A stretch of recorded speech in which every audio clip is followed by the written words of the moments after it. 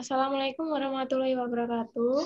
Yang terhormat Pak Dono selaku dosen pengampu mata kuliah analisis dan desain sistem dan teman-teman yang kami banggakan. Sini kami kelompok 3 sebelumnya mengucapkan terima kasih karena telah diberi kesempatan untuk memaparkan materi pada kali ini. Sini kelompok 3 yang terdiri dari Ariel Pratama, kemudian saya sendiri Devi Gita, kemudian ada rekan saya Farah Dwi, kemudian ada Mahendra Tio, lalu ada Putri Faizah, kemudian Sri Utami, dan yang terakhir ada Tiara Kirana akan mempresentasikan mengenai analisis dan desain jurnal, buku pembantu, dan buku besar. Next.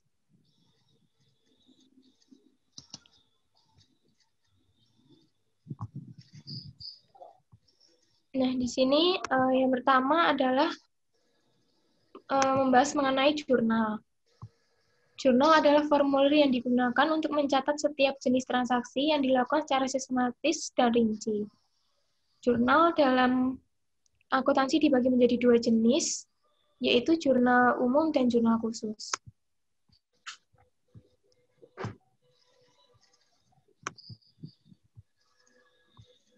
Jurnal umum adalah formulir yang dipergunakan untuk tempat melakukan pencatatan bagi segala jenis bukti transaksi keuangan yang muncul akibat terjadinya berbagai transaksi keuangan perusahaan dalam suatu periode tertentu.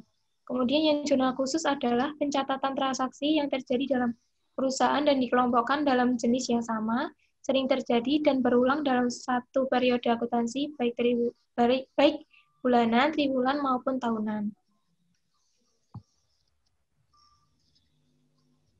Next. Kemudian yang selanjutnya ada prinsip dasar perancangan jurnal. Dalam membuat jurnal terdapat prinsip dasar yang harus diperhatikan, yaitu sebagai berikut. Yang pertama, melakukan pengidentifikasian bukti transaksi keuangan yang dilakukan perusahaan. Contoh dari bukti transaksi antara lain faktur, kwitansi, nota, memo, dan sebagainya. Kemudian yang kedua ada menentukan akun apa saja yang terpengaruh dengan transaksi yang terjadi dan menggolongkannya dalam jenis harta, utang, ataukah modal. Kemudian yang ketiga adalah menetapkan penambahan atau pengurangan terhadap akun yang terkait dengan transaksi yang dilakukan. Kemudian yang keempat ada menetapkan untuk mendebit atau mengkredit akun yang terkait dengan transaksi yang terjadi. Sebelumnya Anda harus menguasai cara menentukan debit kredit dalam satu akun. Kemudian yang terakhir ada mencatat transaksi ke dalam jurnal umum sesuai dengan bukti transaksi yang dilakukannya. Next. Nah, pembahasan selanjutnya adalah jenis-jenis jurnal. Dan dalam penyusunan jurnal, sebelumnya ini kan fokusnya pada perusahaan dagang. Jadi, dalam penyusunan jurnal ini terdapat 3 tahap. Yang pertama ada tahap pencatatan, kemudian tahap pengikhtisaran, kemudian tahap pelaporan. Nah, di dalam tahap ini, terkhusus pada perusahaan dagang, terdapat 2 jenis jurnal yang akan disusun, yaitu jurnal khusus dan jurnal umum. Nah, jurnal khusus ini terdiri dari jurnal pembelian, di mana ini digunakan untuk mencatat pembelian barang dagang dan barang lainnya secara kredit. Kemudian yang kedua ada jurnal pengeluaran kas. Di sini untuk mencatat pengeluaran uang kas atau tunai atau setara uang tunai. Biasanya contohnya ini kayak cek, kwitansi, terus duit giro. Kemudian yang ketiga ada jurnal penjualan. Dan di sini untuk mencatat penjualan barang dagang secara kredit. Biasanya ini menggunakan bukti faktur atau ada keterangan cara pembayaran tertentu. Kemudian yang terakhir ada jurnal penerimaan kas. Ini jurnalnya untuk mencatat transaksi penerimaan kas atau tunai atau setara uang tunai.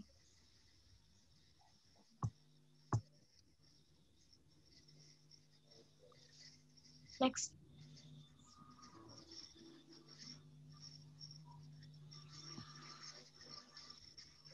Next. Kemudian yang kedua ada jurnal umum. Nah, untuk jurnal umum di sini untuk mencatat transaksi yang tidak dapat dicatat pada jurnal khusus. Terus kemudian ada contoh. Nah, contoh di sini tuh yang dimaksud adalah contoh transaksi yang tidak dapat dicatat dalam jurnal khusus. Yang pertama ada retun pembelian dan pengurangan harga, yang kedua ada retun penjualan dan pengurangan harga. Kemudian yang selanjutnya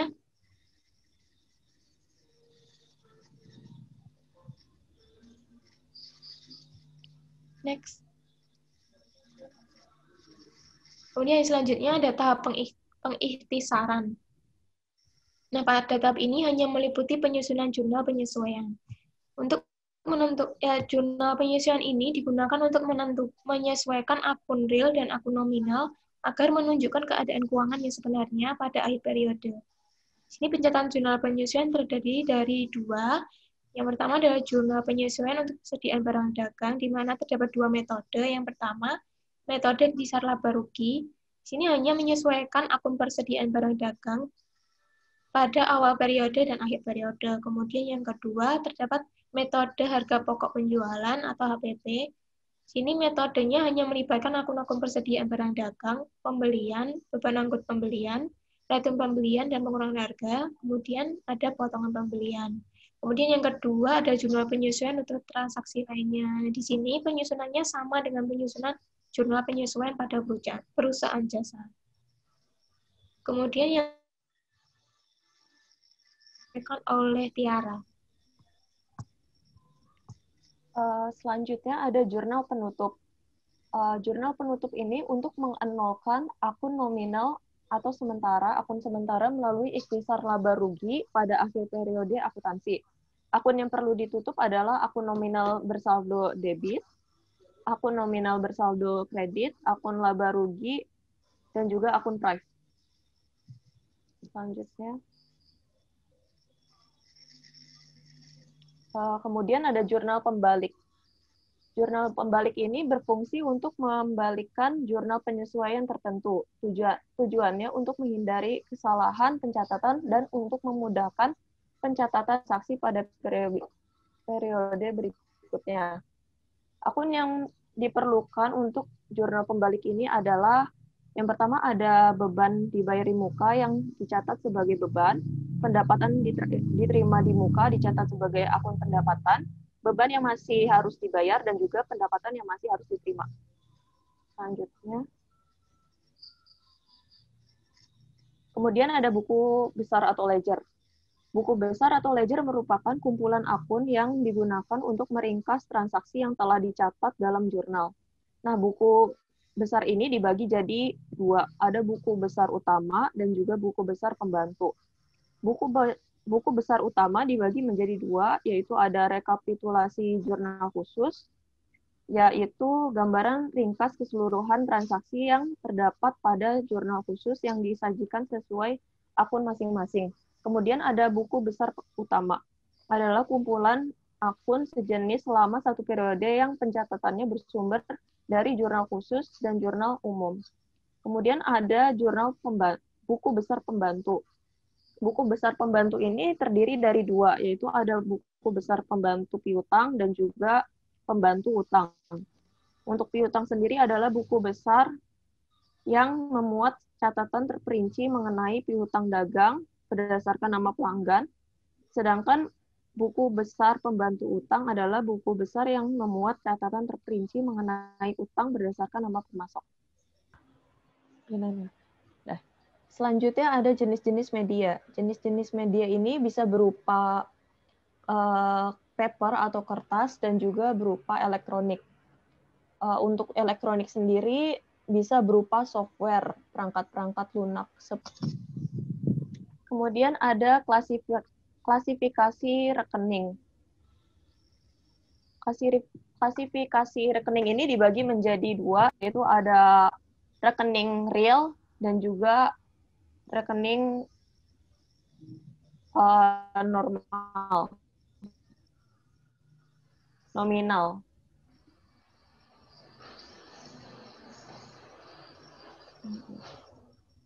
Rekening real adalah rekening pada akhir periode dilaporkan dalam laporan neraca. Rekening ini meliputi rekening aktiva, kewajiban, dan juga ekuitas. Kemudian rekening real ini dibagi menjadi tiga, yaitu ada rekening aktiva, utang, dan juga ekuitas. Selanjutnya.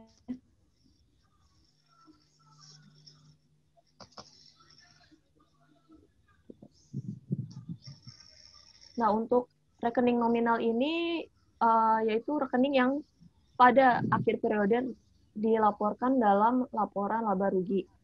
Rekening ini meliputi rekening pendapatan dan juga beban.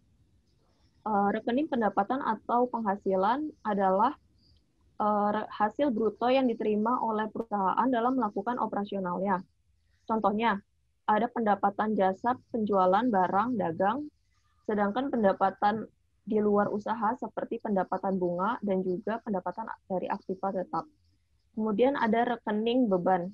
Beban adalah biaya-biaya yang dikeluarkan perusahaan dan harus diakui selama usaha untuk memperoleh pendapatan tersebut. Seperti contohnya ada beban gaji, beban sewa, beban listrik, dan lain-lain. Selanjutnya. Kemudian ada kode rekening. Pengelompokan akun dan pengkodean rekening sangat penting dalam akuntansi. Rekening adalah suatu alat untuk mencatat transaksi-transaksi keuangan yang bersangkutan dengan aset, kewajiban, ekuitas, pendapatan, dan beban perusahaan. Yang dimaksud alat di sini adalah pemberian tanda atau nomor tertentu dengan memakai angka, huruf, kombinasi angka, dan huruf pada setiap akunnya.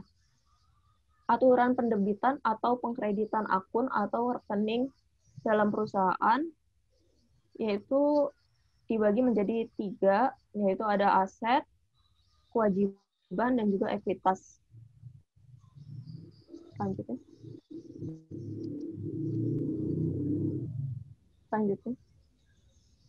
Selanjutnya akan dibacakan oleh rekan saya, Far.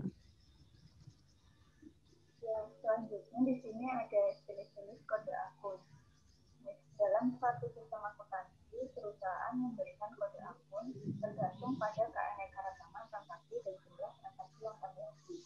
Semakin banyak dan kompleks dari transaksi yang terjadi dalam suatu perusahaan, maka semakin banyak juga kode akun yang akan digunakan.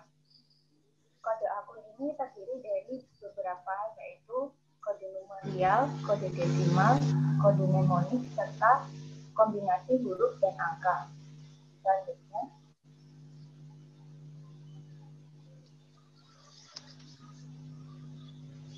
next.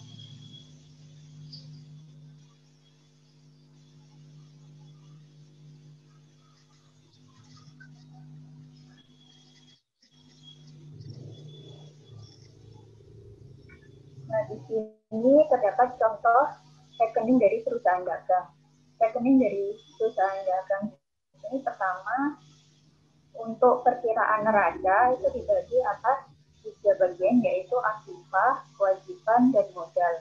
Aktiva di sini kode akun atau rekeningnya yaitu 110 untuk kas, 111 surat-surat berharga, 112 besok tadi, 113 utang dagang, 114 persediaan barang dagang, 115 perlengkapan kantor, 16 perlengkapan toko, 117 asuransi dibayar di muka, 120 investasi dagang, 130 untuk tanah, 131 untuk gedung, 132 untuk akumulasi penyusutan gedung, 133 peralatan kantor, 134 untuk akumulasi penyusutan peralatan kantor, 135 peralatan toko, dan 136 untuk akumulasi penyusutan peralatan toko.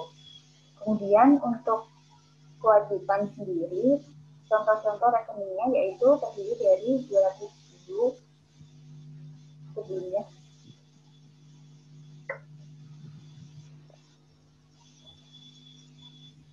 $210 untuk wesel tadi, lalu 211 hutang dagang, 212 untuk hutang bank, 213 hutang gaji, dan 214 hutang bunga, serta 220 hutang jasa panjang. Lalu untuk modal terdiri dari contoh rekeningnya yaitu 310 untuk modal dan 311 untuk tipe. Selanjutnya, kemudian untuk contoh rekening dari perkiraan laba rugi terdiri dari pendapatan dan juga biaya. Rekening dari pendapatan sendiri untuk akun penjualan yaitu nomor 410, lalu 411 untuk penjualan retur dan pengurangan harga, 412 keuangan penjualan, 413 pendapatan sewa, 420 pembelian, 420 transport pembelian, 422 pembelian retur dan pengurangan harga, 423 potongan pembelian. Kemudian untuk biaya terdiri dari contoh-contoh akunnya yaitu 510 upah dan gaji bagian penjualan, kemudian 511 biaya iklan dan promosi dan seterusnya sampai dengan biaya serba-serbi bagian administratif dan umum. Slide selanjutnya.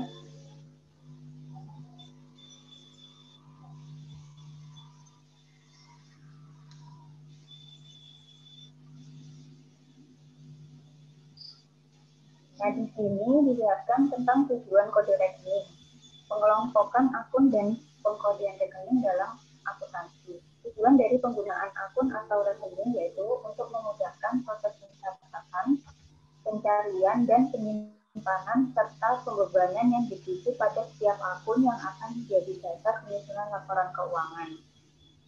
Akun atau rekening di sini memberikan informasi tentang operasi perusahaan dari waktu ke waktu, yaitu digunakan untuk mengetahui jumlah tagihan perusahaan, mengetahui jumlah kewajiban perusahaan pada krediturnya, yaitu mengenai harga beli aset tetap perusahaan, lalu untuk mengetahui besarnya pendapatan perusahaan. Dari jika telah dicatat tujuan tersebut, maka akan didapatkan manfaat dari penggunaan rekeningnya, yaitu transaksi-transaksi yang terjadi pada perusahaan dapat dicatat secara tepat dan lengkap. Oleh karena itu, agar dapat dicapai dari tujuan tersebut, maka kode akun hendaknya memiliki kriteria yaitu mudah diingat, konsisten, sederhana, singkat, serta memungkinkan adanya penambahan akun tanpa mengubah kode akun yang sudah ada. Selanjutnya, di sini dijelaskan metode pemberian kode rekening. Metode pemberian kode rekening ini terdiri atas 5 poin, yaitu pertama, kode angka atau alfabet huruf, lalu kode angka blok, ketiga, kode angka kelompok, keempat, kode angka desimal, dan kelima, kode angka urut didahului dengan huruf. Selanjutnya,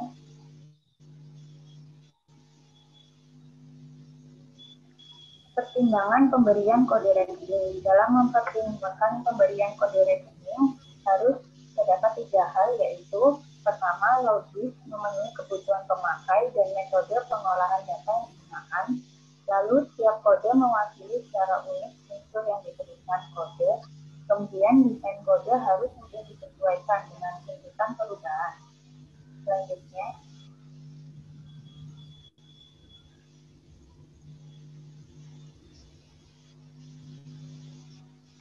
di sini ada laporan-laporan. Pengertian dari laporan keuangan sendiri adalah laporan yang disiapkan oleh manajemen perusahaan untuk menyajikan kinerja dan posisi keuangan pada suatu titik waktu tertentu. Selanjutnya akan dijelaskan oleh rekan saya, Ibu Sofie. Selanjutnya, fungsi laporan keuangan bagi perusahaan dagang. Yang pertama, laporan digunakan untuk pengawas keuangan. Yang kedua, dasar prinsip pendapatan. Yang ketiga, digunakan sebagai prinsip penentuan dividen. Kemudian, digunakan sebagai dasar pembayaran dividen. Lalu digunakan sebagai dasar pemberian pinjaman. Digunakan sebagai informasi kepada calon investor. Kemudian digunakan penentuan nilai investasi. Yang selanjutnya digunakan untuk kontrol pengawasan pemerintah. Lalu digunakan untuk dasar pengendalian biaya dan digunakan untuk dasar prinsip perpajakan.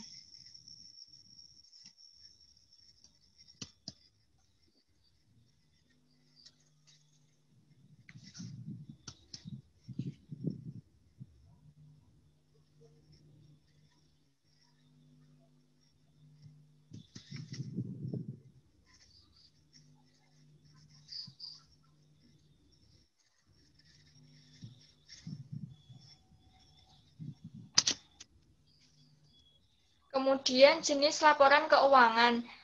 Jenis laporan keuangan terdiri dari laporan laba rugi, neraca, laporan perubahan ekuitas, dan laporan arus kas. Laporan laba rugi merupakan catatan sistematis mengenai hasil operasi pemisahan dalam satu periode tertentu. Komponen dalam perhitungan laba rugi perusahaan dagang yaitu penjualan, harga pokok penjualan, laba kotor, beban usaha, pendapatan dan beban di luar usaha, dan laba bersih. Berikut adalah contoh laporan laba rugi bentuk multiple step dan bentuk single step. Kemudian, laporan perubahan ekuitas. Laporan perubahan ekuitas merupakan laporan yang berisikan informasi mengenai hal yang berkaitan dengan perubahan ekuitas dalam satu periode akuntansi. Kemudian ada laporan neraca. Neraca merupakan laporan yang berisikan informasi mengenai posisi keuangan perusahaan, yaitu posisi harta, utang, dan modal dari suatu perusahaan pada suatu saat tertentu. Yang selanjutnya ada laporan arus kas. Laporan arus kas ini terdiri dari yang pertama, aktivitas operasi, yang terdiri dari penerimaan kas dari penjualan barang dan jasa, penerimaan kas dari royalti, komisi, dan pendapatan lain, pembayaran kas kepada pemasok barang dan jasa, pembayaran kas kepada karyawan, penerimaan dan pembayaran kas oleh perusahaan asuransi, yaitu premi, anuitas, dan manfaat asuransi lain. Kemudian, dalam aktivitas investasi terdiri atas pembayaran untuk membeli aktiva tetap, penerimaan dari penjualan aktiva tetap, perolehan saham atau instrumen keuangan perusahaan lain, pembayaran uang muka dari pinjaman kepada pihak lain, dan pembayaran sehubungan dengan kontrak jangka panjang. Lalu pada aktivitas pendanaan terdiri dari penerimaan dari emisi atau penerbitan saham atau instrumen modal lain, pembayaran kepada pemegang saham untuk membeli kembali saham, lalu penerimaan dari emisi obligasi atau pinjaman jangka panjang, pelunasan hutang, dan pembayaran kas oleh penyewa bidang usaha. Selanjutnya,